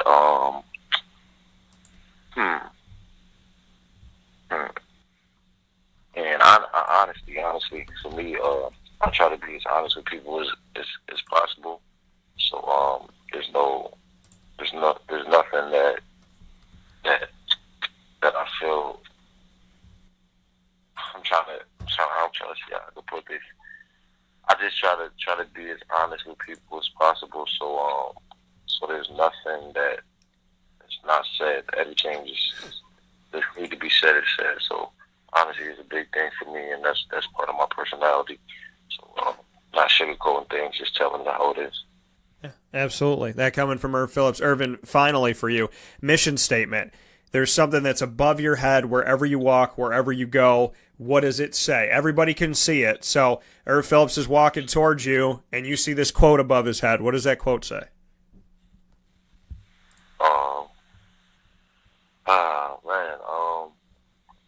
I think I ask better questions than when the NFL does the combine. I think maybe they should hire me as an outside person. Yeah, that's a tough one. So you said a quote? Yeah, and it could be your quote. It could be anything, but a statement that would be above your head wherever you go. I don't know if I have a quote, but I think if people saw me walking to a room, you could tell. So like my attitude would show that I have a chip on my shoulder and I have something to prove. So I feel like my persona would look as if though I'm very confident and with a chip on my shoulder and something of that nature. All right, fair enough. That coming from Erv Philips, former Syracuse wide receiver, running back, and H-back, who has now moved forward with an opportunity with the Tampa Bay Buccaneers. He will be heading down to Tampa on May 10th, and we obviously wish and hope for him the best. Erv, as you know, don't be a stranger. I can't believe that I'm sitting in my studio today and that the first time you and I spoke was when you were in high school in Connecticut. And then I met you at that first practice under the tent coming out after we had spoken when you were a true freshman. So every time I think of you, Erv, I think back to that day at the tent going, hey, I'm that guy that you talked to on the phone. Somehow 4 years have passed, and somehow I'm talking to an NFL player right now. So I'm proud of you, and you always got a place here on the show, and obviously – you need to keep in touch and likewise back and forth. So make sure you're never a stranger, and hopefully 10 years from now I'll be talking about a guy who's been a vet for the last 6 years. Yes, sir, definitely, Dan. Appreciate that, man. It's crazy how fast things go, but yeah, no doubt, man. Definitely, thank you. Yeah, I appreciate it, man. So keep in touch. Be good, and God bless you with the Tampa Bay Bucs, and keep putting Connecticut on your back and representing Connecticut, because those kids that are growing up there need to see that they can make it out of there and make it, forward in their dreams, and I know that you're working hard at that, so keep doing what you're doing. Right, 100%. Yes, sir. No doubt. All right, man. I'll talk to you soon. All right, take care, man. All right, you too. That coming from Erv Philips once again, and I knew what my math was in my head. I think I might have said my math a little bit strange. I said, hopefully, when I've known Erv for 10 years, he will be a 6-year veteran, because we've known each other, we know each other for 4 or 5 years. And so if we know each other for 10, and that would be another 6 at least, which would make him a 6-year veteran in the NFL. That's what I meant by that. So for anybody that's checking my mathematics, that is what I meant by my math. But the bigger picture and the bigger meaning of it all is I want to see Erv be successful because he's a good kid who respects the heck out of me, and I respect the heck out of him, and I want to see him do well, and that's just how it is. You know, he's a guy who, from the first time I talked to him on the phone to meeting up with him at Syracuse, he treated me like he knew me, like I was a guy that he was cool with from day zero. So with that being said, yeah, I want to see him advance in the NFL. Yeah, I want to see him live his dreams. And there's guys like here that you fight for. We talk about talent and the 40 and the vertical jump and this, that, whatever. We don't talk about the content of the character nearly enough. And the content of this man's character, for all that I've ever known him to be, has been good. It's been special. It's been important to me. So, Erv, I want to thank you for taking some time with me because he's never had to. He's chosen to. And that means the world. So thank you for choosing some time with me, Erv, and I choose it right back. And like I said, it's hard to believe that 5 years ago was the first time we spoke with each other. And, you know, that just goes to show we stayed connected through the last 5 years, and now I want to see him be successful in the next era of his career. So God bless to him and much appreciation. We'll take a step aside here on Wake Up Call. We'll be back in just a moment to continue my NFL coverage of the draft, which will carry out throughout the week. This is a wake-up call fast break.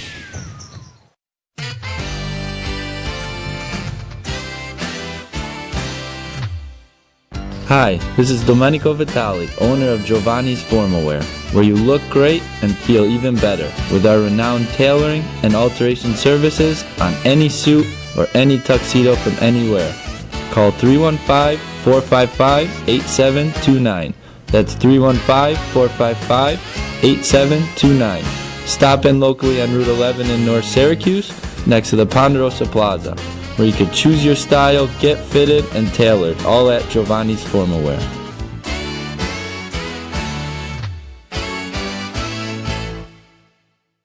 I'm George Townsend of Honda City with some good advice when buying a new car. The true cost of owning a new car is determined by the appraised value when you trade it. No vehicle appraises higher than a Honda. Next, look for low APRs and deep discounts. You also want low maintenance costs and great fuel economy. That's why my advice to you is to buy a new Honda. Looking pre-owned, visit our Honda Certified Used Car Center. Honda City, 7140 Henry Clay Boulevard, Liverpool, or HondaCity-CNY.com. It would be a pity if you don't shop at Honda City.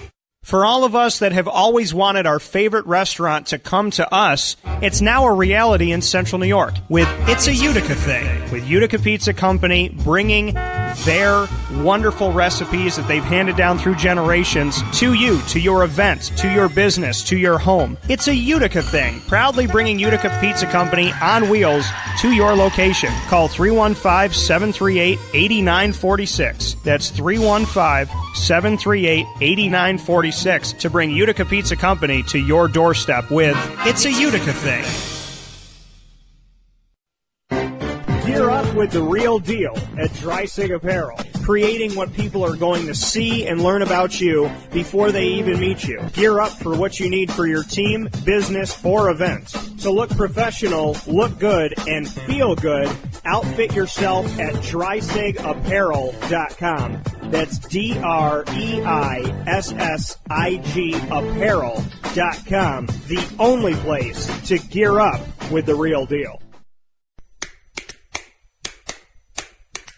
What's the universal language of a fan? Clapping your hands. With Fan Hands, the ultimate sports fan accessory, find your team color, slip them on, and start cheering on your favorite team with 11 different colors, always in stock on fanhands.com, where you'll find the ultimate sports fan accessory.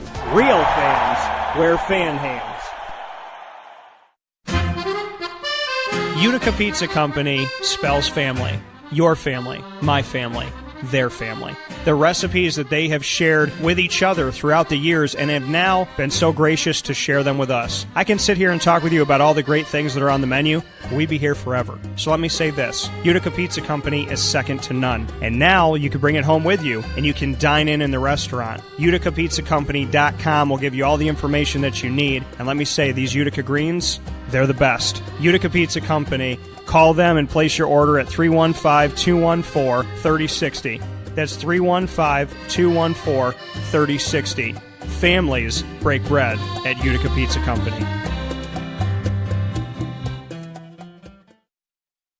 Welcome back here to Wake Up Call with Dan Tortora on wakeupcalldt.com, your one-stop sports shop, and on mixlr.com/wakeupcalldt. Proud to be here with you every Monday through Friday from 9 a.m. to 11 a.m. Eastern Time, and thank you for being a part of the show every single Monday through Friday from 9 a.m. to 11 a.m. Eastern Time, and to connect with Wake Up Call with Dan Tortora. I appreciate it. So, and on Facebook at Wake Up Call DT, on Twitter at Call DT, and on Instagram at Wake Up Call _DT. Always thank you all for being a part of the show and connecting with me on Wake Up Call with Dan Tortora. Much appreciated as always. So with that being said, very excited to continue on the conversation here with Wake Up Call with Dan Tortora in this NFL draft, going team by team. We're not going to get to every single team today, hence why I told you throughout the week we'll be discussing the draft. I'm very excited that one of my closest friends and a phenomenal sports writer and sports mind in Northeast Pennsylvania, Ross Turetsky, will be joining me tomorrow for the show. He'll be joining me on Tuesday's broadcast to discuss the NFL draft, give his thoughts.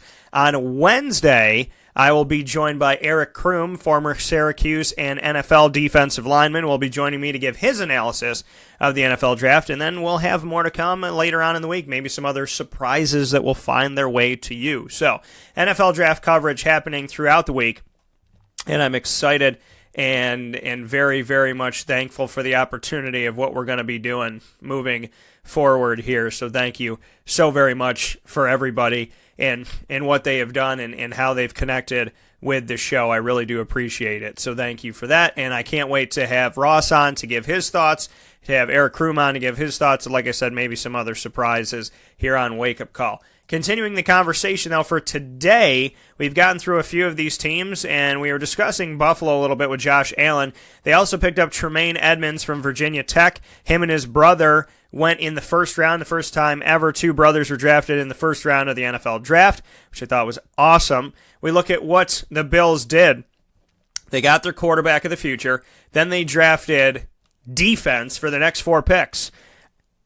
Outside linebacker Tremaine Edmonds out of Virginia Tech, like I said. Harrison Phillips out of Stanford, D-tackle. Teron Johnson from Weber State at the cornerback position.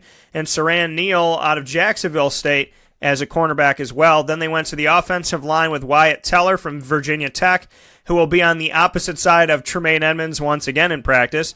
And then they got very late 2 guys from the ACC. These could be 2 steals for the Bills. They got Ray McLeod from Clemson in the 6th round and Austin Proehl from North Carolina in the 7th round, who you heard Erv Philips bring up as they said, Erv, you might be our guy, and they ended up taking Austin Proehl instead, the son of longtime wide receiver in the NFL, Ricky Proehl, who played for the Rams and so on and so forth. So Austin Proehl getting drafted to continue the lineage of his family inside of the NFL in the 7th round out of North Carolina. So it's interesting to see what the Bills did here. They went heavy on the defense after getting their quarterback, and then they got 2 potential steals at wide receiver later on, and then got some help on their offensive line.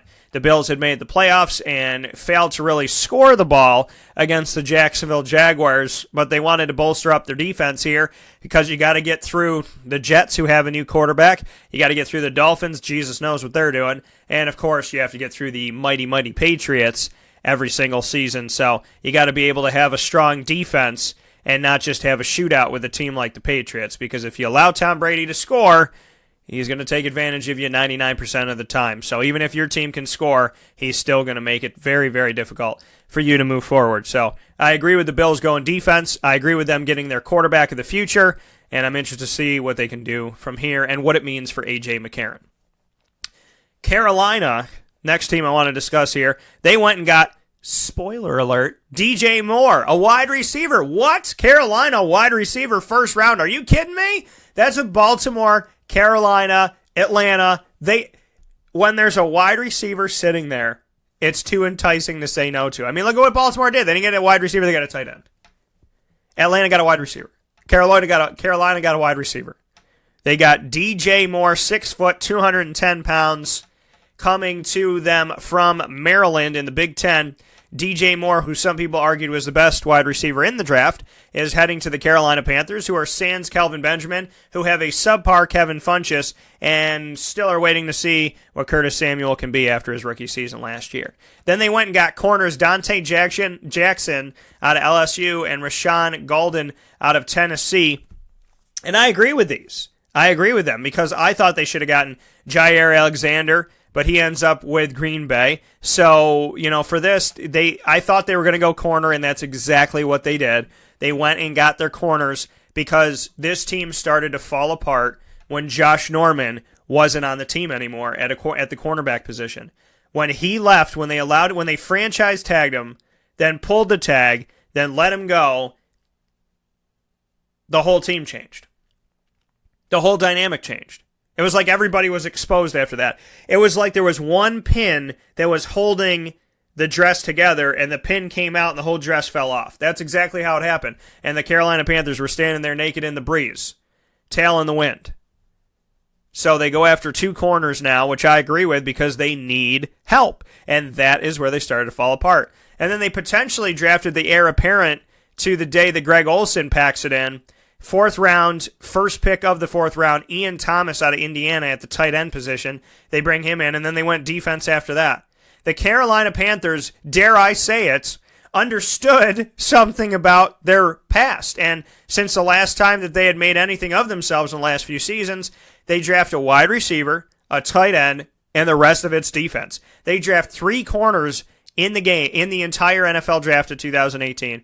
Dante Jackson, LSU, Rashawn Golden, Tennessee, like I said, and Jermaine Carter, who was on the other side of DJ Moore in practice, out of Maryland. They get outside linebacker Marquise Haynes from Ole Miss. They get Andre Smith, inside linebacker from North Carolina, and defensive tackle Ken Norton out of Miami. Carolina went almost total defense.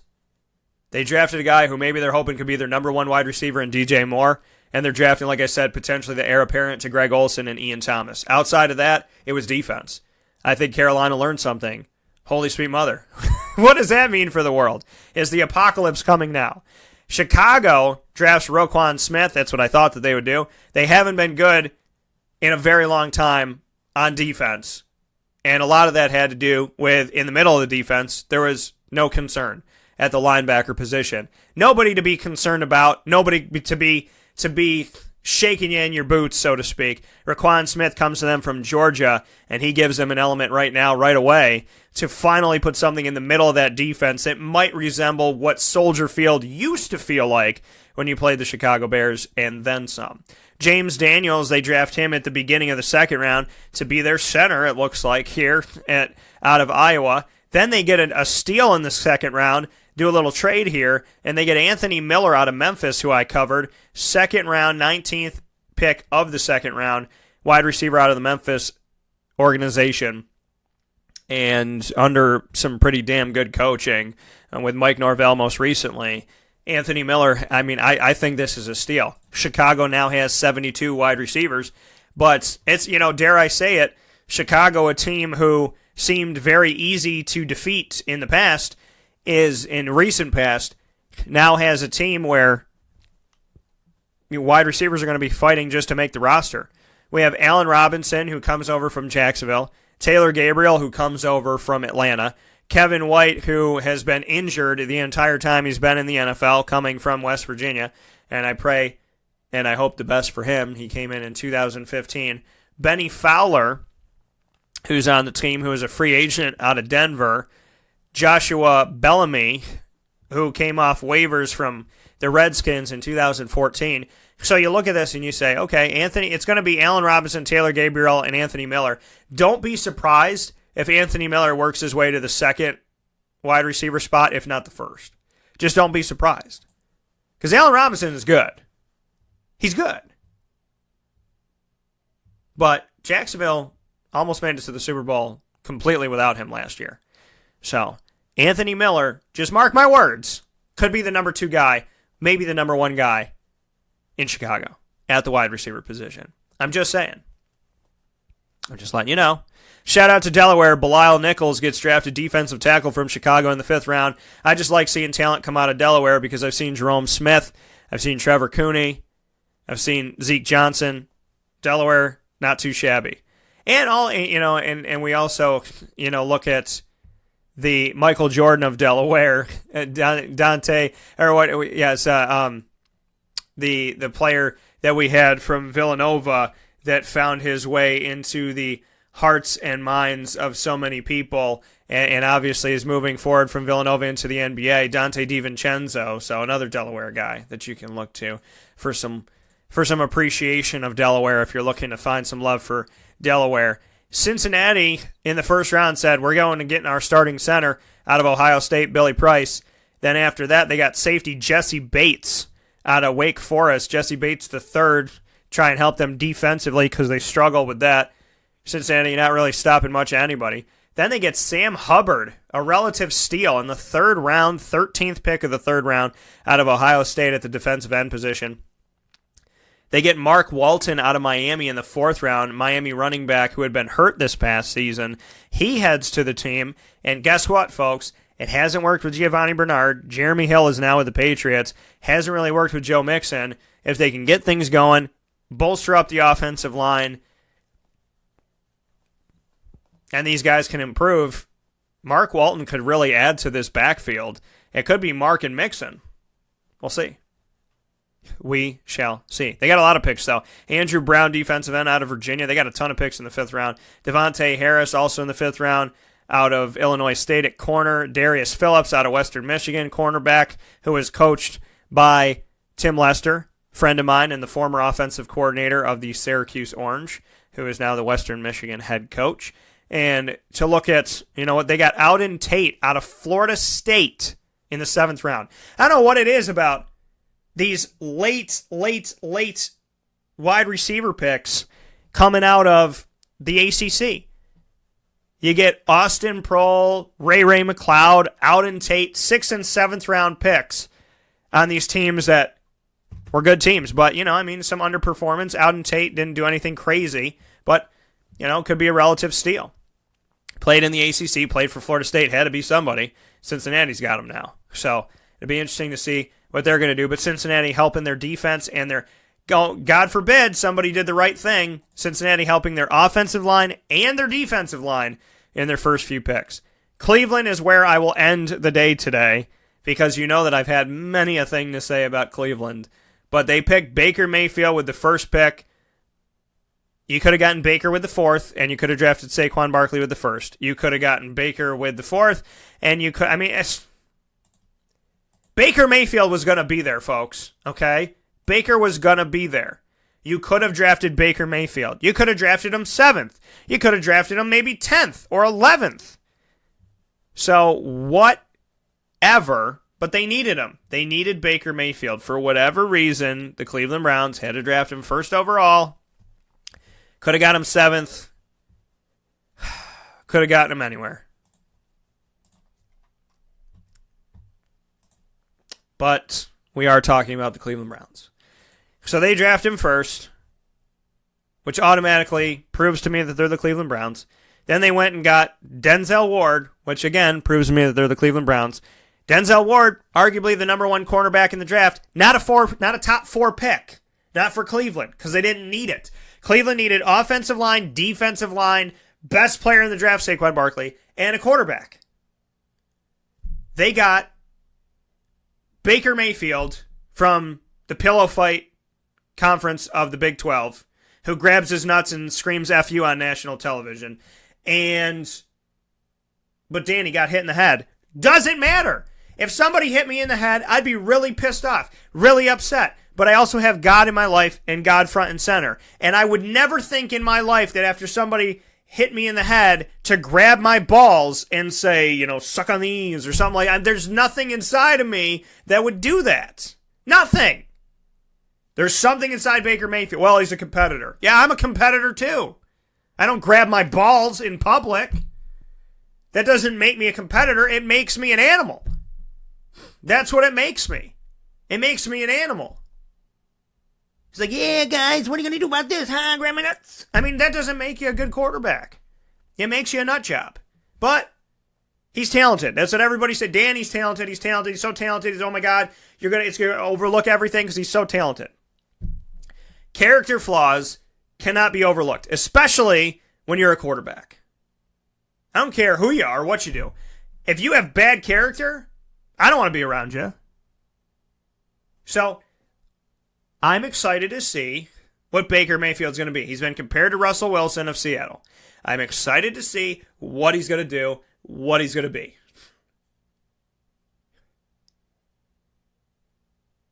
Immaturity, head of a team, don't equal each other out.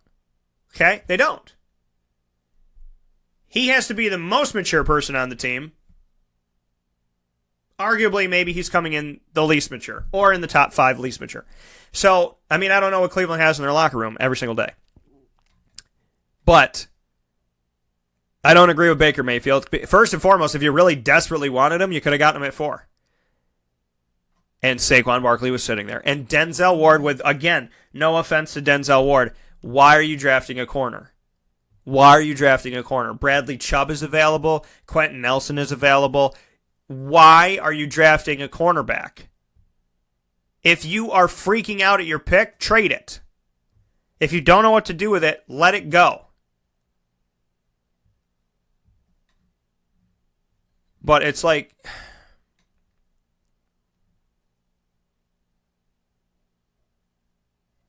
I don't get it. I really don't.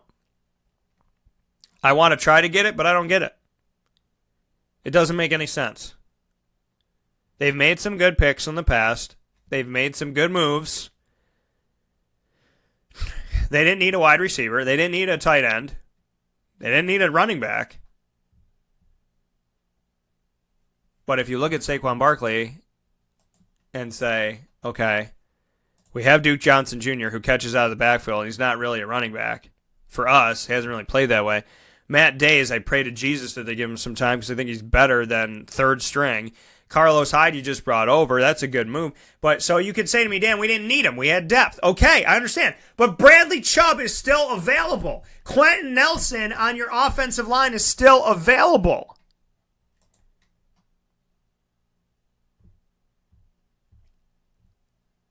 Common sense, folks. There's availability. Their line is made up of free agents that are recent. Kevin Zettler, right guard, free agent, Cincinnati. J.C. Tretter, center, free agent, Green Bay. Chris Hubbard, right tackle, free agent, Pittsburgh, this year. So it looks like an expansion team. You're putting together a bunch of people that haven't played with each other as free agents. Well, they could be good. Well, that's nice. Quentin Nelson was available. Bradley Chubb was available on the defensive end. And you draft Denzel Ward. Why? For what?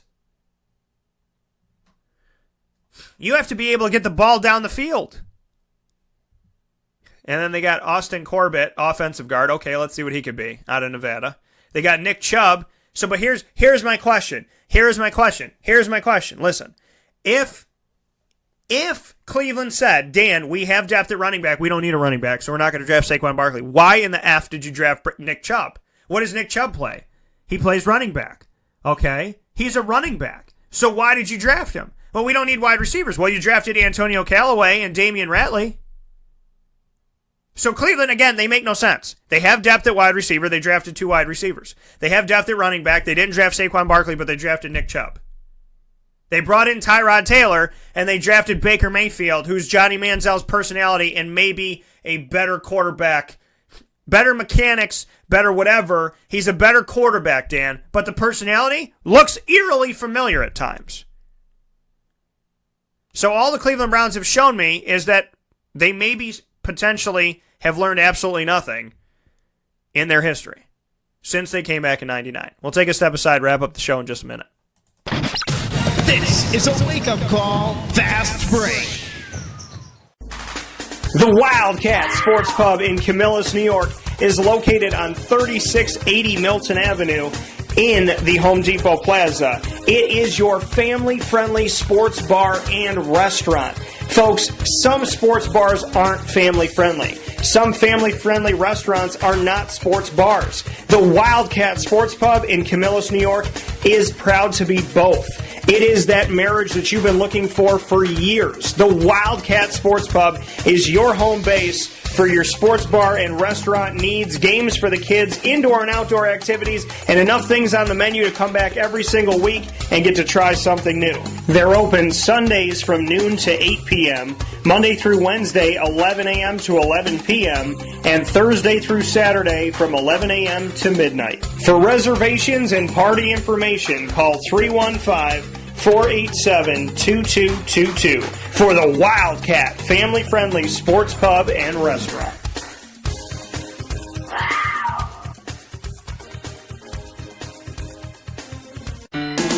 Hi, this is Kira from Looking Glass Events, where we're always giving you a reason to celebrate. Whether you have a small business, large business, personal event, or wedding, we are available to plan and coordinate your dream event to life. Every detail, every step, Looking Glass Events is working with you all the way. Call us at 315-702-4653. That's 315-702-4653. Or contact us through our website, lgweddingsandevents.com. Looking Glass Events, giving you a reason to celebrate.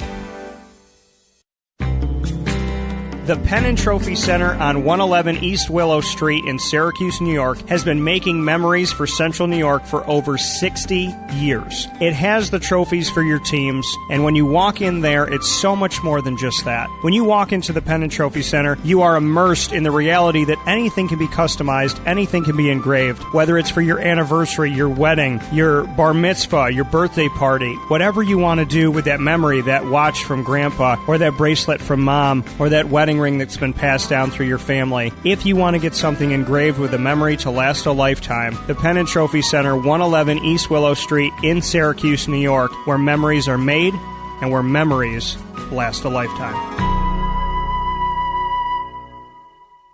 Welcome back here to Wake Up Call with Dan Toortora on wakeupcalldt.com, your one-stop sports shop, and on mixlr.com/wakeupcalldt. Today's show has come to a close, but we've only barely scratched the surface in the NFL draft analysis. As you know, we've only gotten to Cleveland, but there's many a conversation to have. On Tuesday's show, May 1st, hard to believe tomorrow is the beginning of May, but on Tuesday's show, May 1st, which is tomorrow for those of you listening live, we will be live with sports writer and a great friend of mine, Ross Turetsky from Northeast Pennsylvania.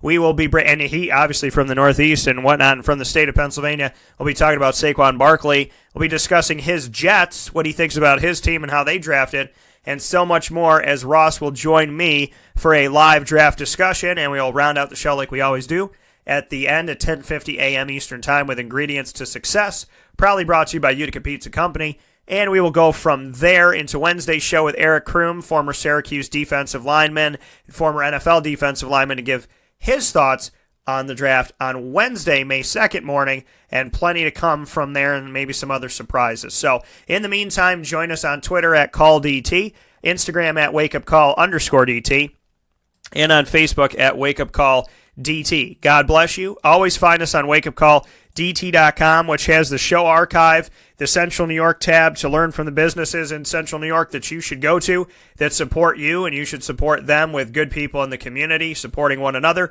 We can do anything. So thank you very much to everybody. So check me out there. Become a member on mixlr.com/wakeupcalldt, and obviously have yourselves a phenomenal day. We'll talk to you soon.